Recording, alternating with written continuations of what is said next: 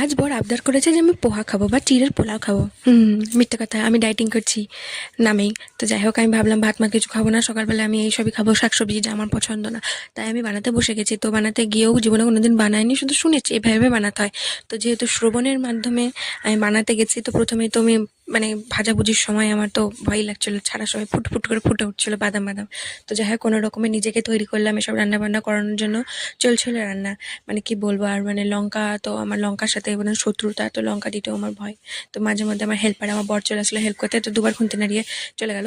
হুম তো এখানে দেখতেই পাচ্ছ যে এখনো ভাজাভুজি ঠিকঠাক হয়নি, সে তখন থেকে আমি হাতা খুন্তি নিয়ে লড়াই করছি। তো তারপরে দিলাম চিনি, যেহেতু আমার বর মিষ্টি খায় না, পছন্দ করে না, আর এটা একটু মিষ্টি মিষ্টি ভালো লাগে। তো আমাকে না চেয়েও একটু মিষ্টি দিতে হয়েছে, কারণ ও মিষ্টি খায় না। তো কিছু করার নাই, যেহেতু একজন খাবে। তো নিজেকে টেস্ট করলাম, টেস্ট করে সে মনে হচ্ছে সিদ্ধ যেটা আছে, যাই হোক নিজের রান্নায় ভরসা হয় না নিজে। তো যাই হোক, খুব খারাপ লাগছিল না, ভালো হয়েছে, কিন্তু এটা কালার